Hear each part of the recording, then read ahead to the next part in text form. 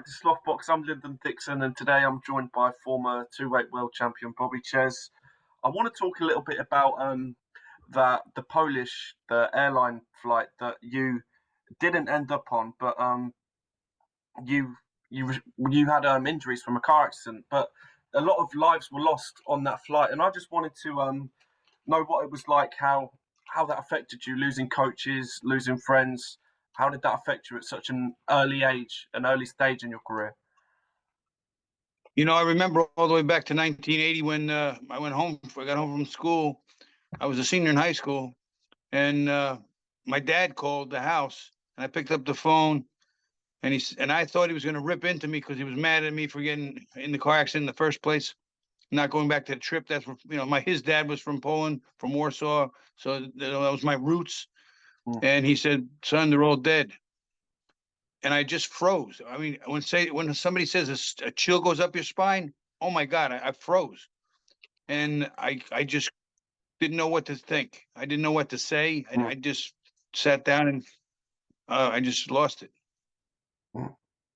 How do you get over a tragedy like that at such a young age? Because like I said, you lost friends, coaches, people that meant a lot to you, and you're just starting your career basically. Well, believe it or not, something my dad taught me a long time ago.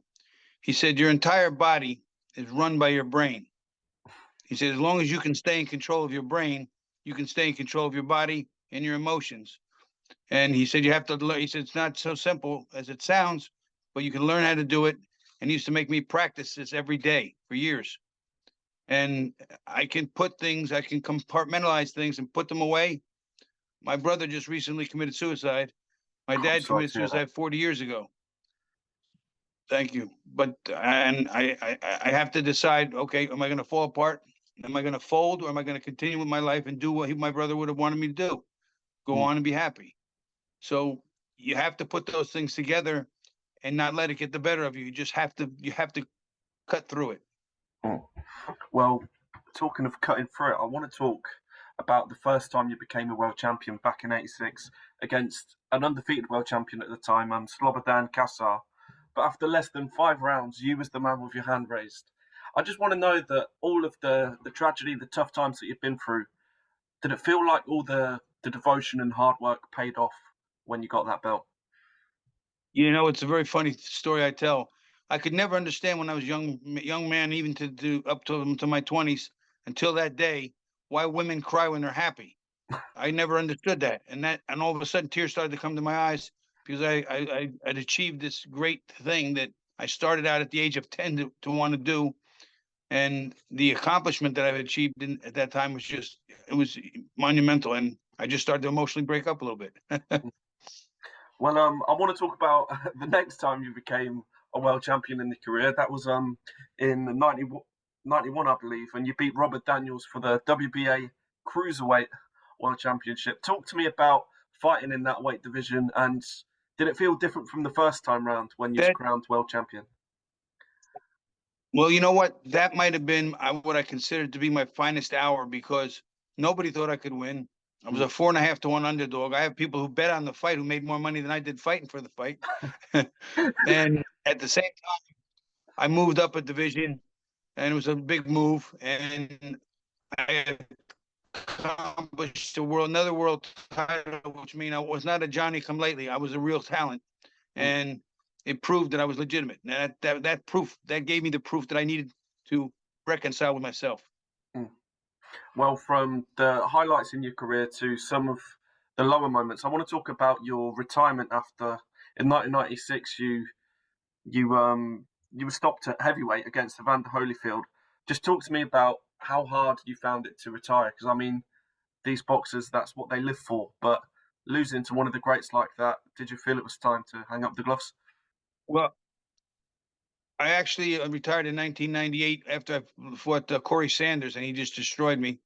And my body wouldn't respond. My body wouldn't respond to certain things, and there was things I could see the punch, and I couldn't get out of the way of it. And I just knew it was time. Anything past this, I'll be pushing it, and it won't be good for me. So it was time for I had a nice run, 18 straight years, 6 different weight divisions, world titles in 3. It was time to sit down and just relax, retire. What was it like to face Evander Holyfield at that moment in time? Because I believe that his mother had just died not too long before the fight.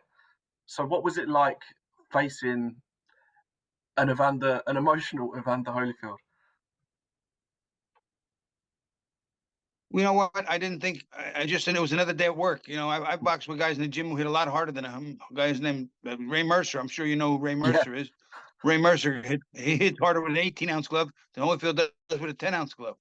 And Ray had laid into me a few times, and I handled it no problem.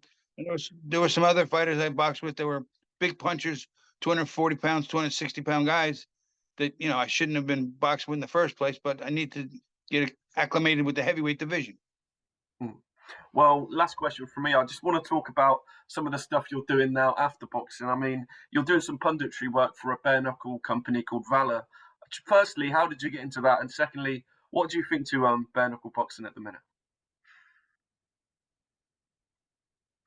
Well, it's kind of a funny story. I was staying down in Florida with a friend of mine, Christine, and there was a documentary being done about a former fighter, Guy Casale, a guy I used to know from Jersey, who was a popular guy in North Jersey in the Ice World arena, where I also turned pro.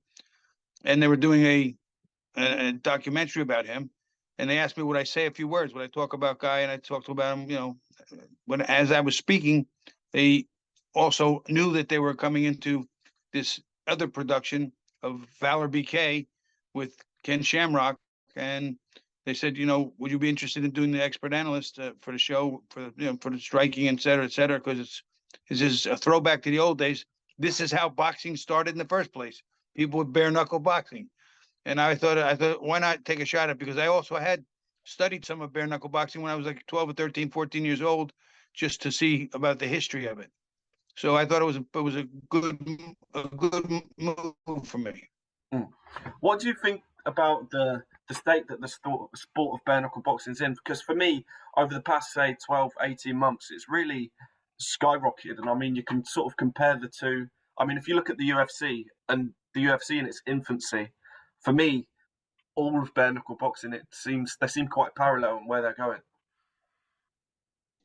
Well, you know what? Here's the weird thing. I know I've always been intrigued by the mixed martial arts and UFC because there's 6 or 7 different disciplines you have to learn to even step in the ring, because you have to know everything. You have to know them all, and you have to have conquered enough of them in the ring to do it yourself. Years and years ago, my wife, when she was still with us, said, you know what? It'll never be as popular as boxing, because boxing, even though boxing is only one martial arts, it's easier for people to grow up thinking, I could be Mike Tyson. I could be this guy. I could be that guy. But not everybody wants to go to the gym and learn 7 different martial arts and train in 7 different disciplines. And they're just too lazy for that. Well, this is the last question for me. I just want to talk about the huge fight that we've got in the sport of boxing coming up soon between Tyson Fury and the former UFC man himself, Francis Ngannou, arguably the hardest hitter on the planet. I just wondered, firstly, how do you think that goes? And do you think that Ngannou will do better than some people project? I think he'll do a little better than some people will project because of his power, but I haven't really seen much of him, only some brief clips, because I don't really watch the UFC too often. But Tyson Fury boxes very well. For a man that size, his speed is pretty damn good. He's very quick for a man that size, but at the same time, the same thing as Deontay Wilder, not real tough. He gets hit, he goes down. And I think that if his opponent is keen on that, he may. Again, the speed is going to be a factor. The power is going to be a factor, both sides. Whoever is more efficient with their style is going to win that fight. Well, Bobby, it has been an absolute pleasure to speak to a legend of the sport. I've been Lyndon Dixon. He's been Bobby Czyz, and we will see you on the next one.